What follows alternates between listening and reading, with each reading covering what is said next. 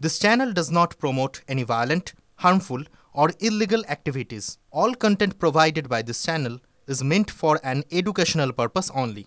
Cancer Healer Center, a new beginning.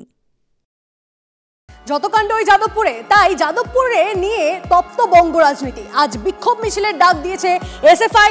ছাত্রদের উপর তৃণমূল পুলিশের আক্রমণের অভিযোগ, ব্রাত্য বসুর গ্রেপ্তারির দাবি এবং ছাত্র সংসদের নির্বাচনের দাবিতে আজ বিভিন্ন জায়গায় এসএফআই এর কর্মসূচি রয়েছে। সোমা, আমাদের প্রতিনিধি আমাদের সঙ্গে রয়েছেন সরাসরি। সোমা, কখন কোথায় ঠিক কি কি কর্মসূচি রয়েছে, কি কি প্রতিবাদ মিছিল রয়েছে, একটু যদি ডিটেইলসে জানাও।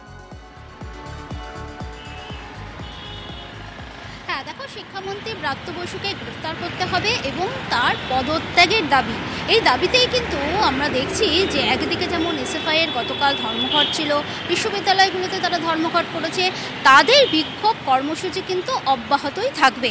কারণ আজকে কলকাতা সহ বিভিন্ন জেলাগুলোতে কিন্তু বিক্ষোভ মিছিল হবে। কলকাতায় অর্থাৎ কলেজ স্ট্রিটে বিকেল 3টের সময় একটি বিক্ষোভ মিছিল হবে, এছাড়াও বারুইপুরে বিকেল 5টার সময় একটা বিক্ষোভ মিছিল হবে। এর পাশাপাশি হাওড়া, মেদিনীপুর এবং নাগেরবাজারেও সন্ধ্যে 6:30টার সময় একটি বিক্ষোভ মিছিলের আয়োজন করা হয়েছে। কারণ এসএফআই তারা কিন্তু তাদের দাবিতে অনড়ি থাকছে, অর্থাৎ তারা কিন্তু শিক্ষামন্ত্রীর পদত্যাগ এবং গ্রেফতারের দাবি জানাচ্ছে। অপরদিকে ওয়েবকুপা অর্থাৎ তৃণমূলের যে অধ্যাপক সংগঠন আছে, সেই অধ্যাপক সংগঠনের তরফ থেকে আজকে একটি প্রতিবাদ মিছিল, অর্থাৎ গত শনিবার শিক্ষামন্ত্রীকে হেনস্থা করা হয়েছে এরকম অভিযোগ করা হচ্ছে। এবং দেখছি যে সেখানে মিছিল রয়েছে, বিক্ষোভ রয়েছে, কর্মসূচি রয়েছে এসএফআই এর। অবশ্যই আমাদের নজর থাকবে। অনেক ধন্যবাদ তোমার সময়। দেখুন, আগে একবার অসুস্থ হয়ে আইসিইউতে ছিলেন, শনিবারের ঘটনার পর ফের অসুস্থ হয়ে পড়েছেন যাদবপুর বিশ্ববিদ্যালয়ের ভারপ্রাপ্ত উপাচার্য ভাস্কর গুপ্ত।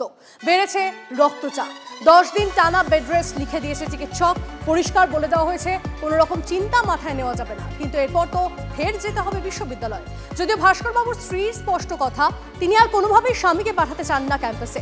TV9 বাংলাকে দেওয়া এক সাক্ষাৎকারে তিনি বলেন, ক্যাম্পাসে গেলে ডিভোর্স পেপার সই করে যেতে হবে। যেটা ওরা বলছে না যে ভিসির চোখের সামনে, তার কারণ হচ্ছে আমি ভাস্করের যতটা সংবেদনশীলতা দেখেছি, ওর সামনে যদি কারুর হতো ও দৌড়ে গিয়ে তাকে আগে তুলতো। ও সেখানে ও ছিলই না, এবং ও যখন পরে খবর পায়, যেহেতু ওই ছাত্র গল্পটাও রয়েছে, ও চলে গেছিল দেখতে। তো সেখানেও এমন ব্যবহারের মুখোমুখি হয় যেটা ও সিরিয়াসলি ও ভাবেনি যেটা হতে পারে। তো তার জন্য ও প্রচণ্ড রকমভাবে ডিপ্রেশনে ভোগে। এবং দেখুন, হাইপার টেনশন এমন একটা জিনিস না, এখানে অটোনমিক নার্ভাস সিস্টেম এক্সেট্রা অনেক কিছু খেলা থাকে। So maybe that may be the reason of his unstable blood pressure.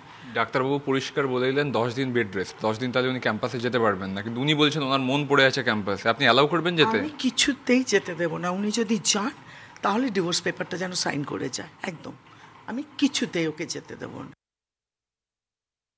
চিকিৎসক হিসেবে স্পষ্ট বার্তা দিয়ে দিলাম, 10 দিন ওনাকে বাড়িতে থাকতে হবে। ওনাকে কানে তুলো দিয়ে দেওয়া, একদম পরিষ্কার করে বলবো, আপনি প্রয়োজন হলে টিভিটা দেখবেন না, কোনো দরকারই নেই, টিভি দেখারও দরকার নেই, কানে তুলো দিয়ে থাকুন, অসুবিধা নেই। 3 বাঁদরের গল্প যেরকম আমরা পড়েছি, তো বাঁদরদের কথা শুনে তো আমার লাভ নেই। বাঁদররা অনেক কিছু বলবে, সকাল বিকেল আওয়াজ করবে, তো বাঁদরদের কথা বা ভামদের কথা শুনে আমার কোনো লাভ নেই। আমার বক্তব্য হচ্ছে স্পষ্ট, উনি বিশ্রামে থাকুক, ওনার টিভি দেখার দরকারই নেই।